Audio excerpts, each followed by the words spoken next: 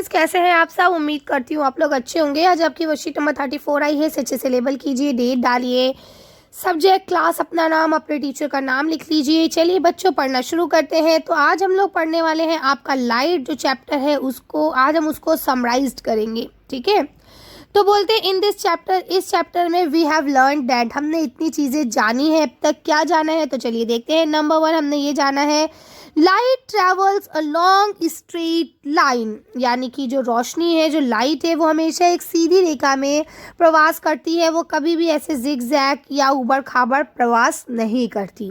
ठीक है।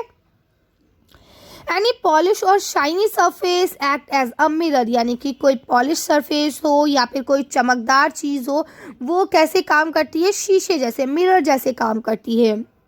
An image which can be obtained on a screen is called a real image, यानी कि वो इमेज जो आप स्क्रीन पे देख पा रहे हैं वो रियल इमेज कहलाती है।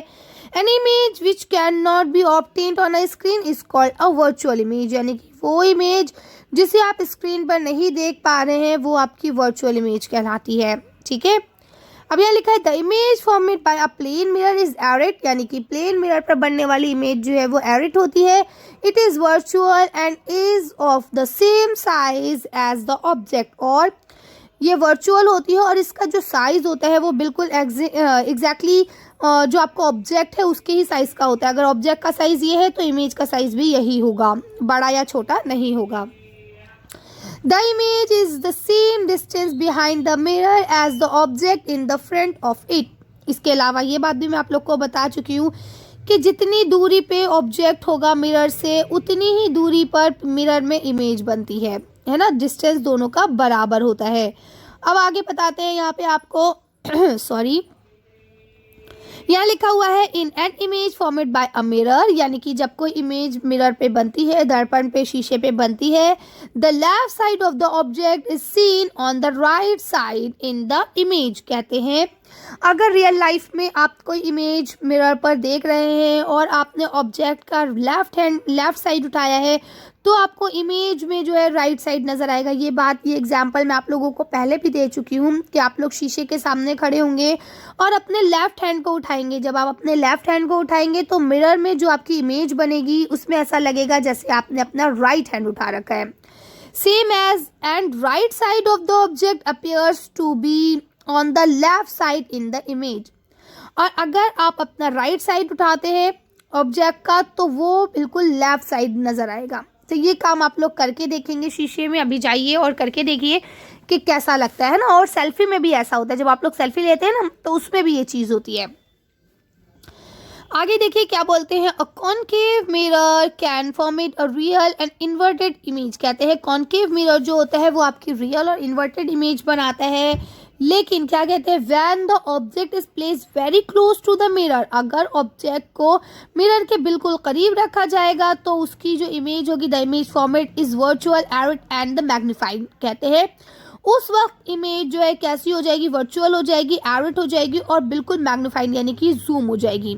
अब बोलते हैं image formed by a convex mirror is erect. कहते हैं कि अगर आपकी कॉन्वेक्स मिरर पे कोई इमेज बनती है तो वो हमेशा एरिट होती है, virtual and smaller in the size of the object, और कहते हैं वो साइज जो ऑब्जेक्ट का साइज है उससे छोटी भी होती है।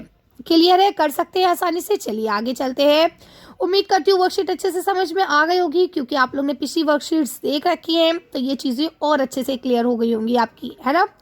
अगर नहीं देखी है तो बेटा प्लेलिस्ट में सारी वीडियोस अवेलेबल है, आप लोग जाके एक बार देख सकते हैं। और आप लोग से रिक्वेस्ट है कि अगर आपने अभी तक चैनल को सब्सक्राइब नहीं किया है तो चैनल को सब्सक्राइब करते रहें। आपके सब्सक्रिप्शन से आपकी तरफ से तो कुछ नहीं जाता है, लेकिन हाँ मुझे हिम्मत ज़रूर मिलती है कि बच्चे मुझे देख रहे हैं, प्यार दे रहे हैं अपना, है ना। तो मैं आपके लिए वीडियोस बनाने के लिए मोटिवेट होती रहती हूँ।